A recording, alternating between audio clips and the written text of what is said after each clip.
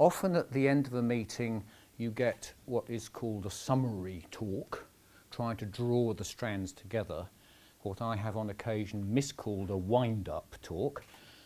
Most of my talks are a wind-up. On this occasion, actually, it's quite difficult to pull all the strands together, because over the course of the 2 days, we've actually covered such a diversity of topics, most of them quite closely related to deer management or with implications for deer managers and deer management in the future. But there were so many different strands. The only common theme I can think of is it shows how much the society is involved in different sorts of research and how keen the society is that management shall be properly informed by the latest research that's being carried out either from within the society. Today's presentations were mostly from projects supported by the society, or can be informed by ongoing science from other professionals who hopefully are society members but may not have been directly sponsored by the society. You're late, Mick. So it actually was quite difficult for me to think what I could do to draw the strands together. Often I hide behind, because I actually don't like standing staring at people. I had to go and have my photograph taken by Graham over lunch. And he kept on saying, stop looking so serious. I am serious, and I have very deep sunken eyes, and it makes me look aggressive, and I'm very sorry, I can't do anything about that. So normally I dim the lights, and we have nice, pretty pictures, because I take quite a lot of photographs, and my stepdaughter's a professional wildlife photographer, so I can steal her pictures. And then I would have dimmed the lights and let you look at a lot of pictures while I rambled on generally about research and the Deer Society. What I've actually done instead is a sort of cannibalisation, because when the first messages went out, John wasn't sure whether he wanted me to do a wind-up talk or give a specific talk on a specific research topic, because that is basically what I am, a research biologist. And so it's a kind of hybrid. I can't draw the threads together, but what I can do is jump back to some of the earlier talks today who were talking about what are the effects of human disturbance and human activity on deer populations. One of the consequences of that is commonly a concern for the welfare of the animals. Welfare is an important platform for the society. So I want to end up literally in 5 or 10 minutes before I let you escape, telling you about a bit of work we've been doing recently, which we hope is a field tool for managers to use as they go about their daily business to measure chronic stress levels in wild deer populations. And so if I go to this one, this is halfway through a much longer talk. Oh, no, I don't want that. Halfway through a much, much longer talk about what I mean by welfare and how do we monitor welfare. Think of it as well-being. Think of it as how an animal feels about its situation. That's oversimplification, but that's what I do. In essence, animal welfare in general is a reflection of how well an animal can adapt to challenges it finds from its environment. Now that's going to be a function of its adaptive capacities in physiological responses, in behavioural responses, and the situations in which it finds itself. If it finds itself in a situation where it has the correct adaptive responses to make itself more comfortable in the face of that challenge and has the opportunity to express those behaviours or those changes in physiology, its welfare is assured and is not compromised. Its welfare is compromised where it is put in a situation for which either it doesn't have the correct adaptive capacities, or it's physically prevented from doing so by lack of appropriate resources if we're talking about wild animals, or perhaps by confinement if we're talking about domestic animals. But a lot of the measures that we may come up with welfare actually boil down to a measure of chronic stress within the animal. If you can't adapt to a difficult situation, you're going to be stressed by it, physically stressed and emotionally stressed. So actually a shortcut for monitoring welfare in wild animals, where it's actually quite difficult to get close to them and do what a vet would do in terms of welfare assessment, because they keep buggering off over the hills.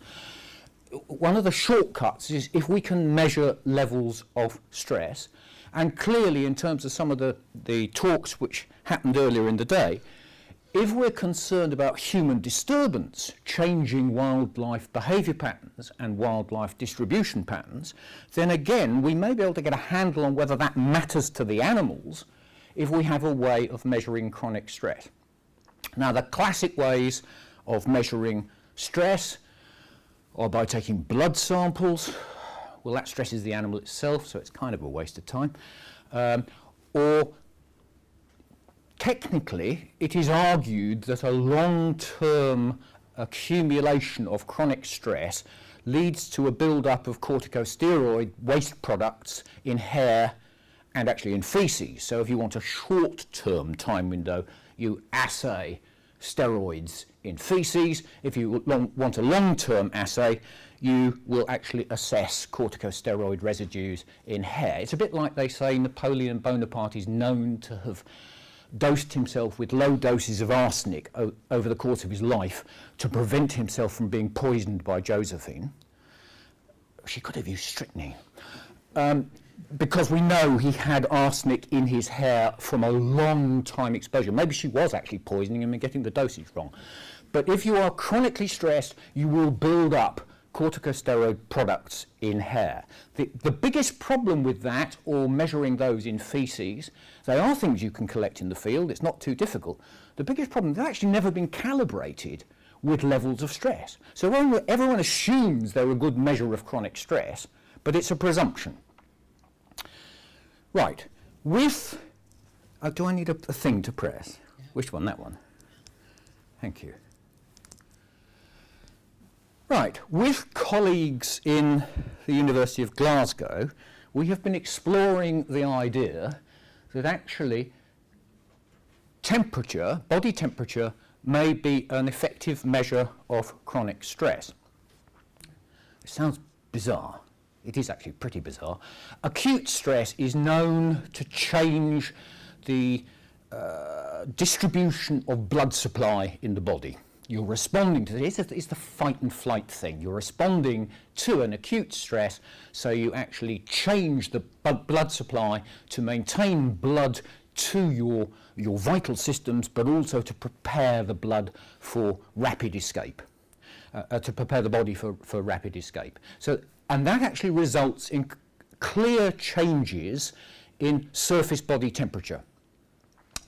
They wane over time. The interesting thing is that actually, if you look at animals which are chronically stressed, they maintain a change in surface body temperature. Okay?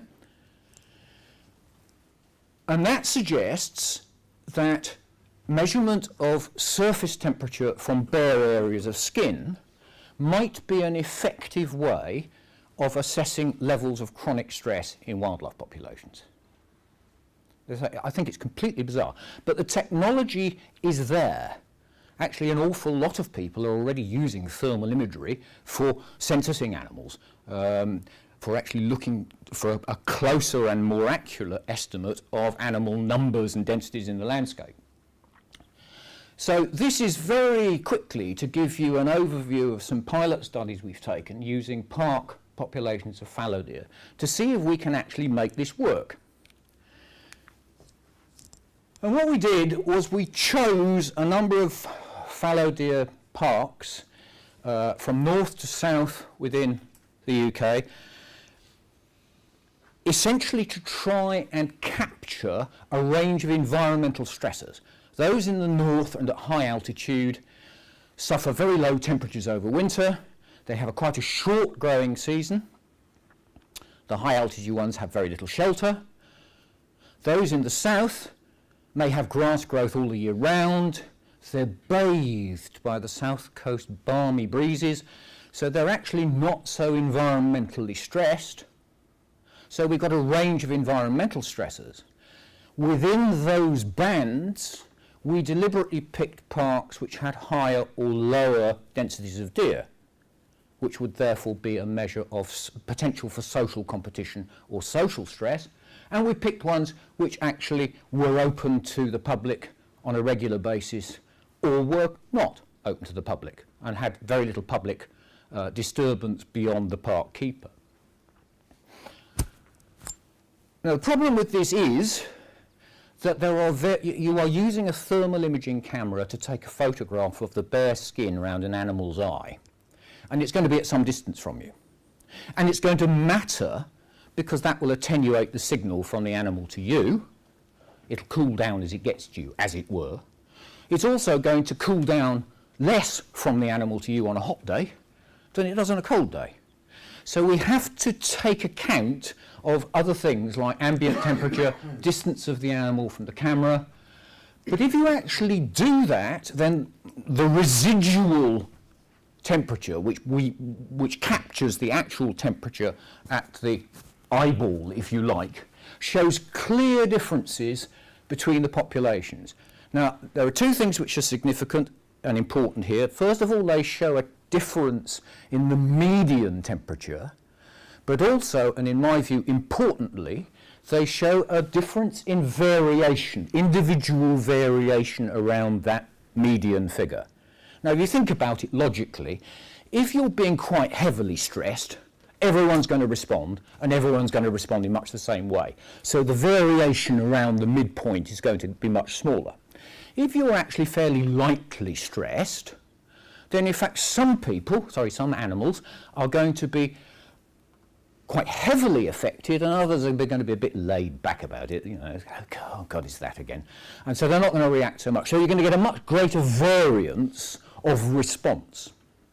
And the interesting thing we found was that actually, as we go from the north to the south, there was a clear difference in median temperature at the eye and variance around that with environmental severity, particularly winter temperature. And it was very, very clear that in populations of higher density, animals showed more signs of higher temperature around the eyeball, and the variance around that was much more clustered, much more close together. So again, it's suggesting that they had higher stress, whether or not that was due to social stress, just bickering amongst themselves, or due to higher rates of competition for food is not clear, but actually it's suggestive that it's social stress, in that if you look at females, they are affected more by female density. If you look at males, they are affected much more by male density. So these things, to me, are quite encouraging, and what's also encouraging and kind of validates the use of cortisol measurements, corticosteroid measurements in hair, is that these temperature differences were very, very, very highly correlated with differences in cortisol, which we picked up from Bonaparte's arsenic hair samples. So that's all I really want to say. We're working on this. We hope we'll be able to roll it out quite soon. What we've got to do next is actually to develop some software which does the complicated bits for managers. At the moment, we have to do some quite complicated manipulation of the raw data to take out the effects of distance, to take out the effects of ambient temperature. But we are hoping very soon to develop a very simple computer software application which will enable people to do that automatically. And then you can go out with your thermal imager and you can decide against a calibration sheet that we will publish from these pilot studies whether your deer populations are stressed or not stressed. Thank you very much.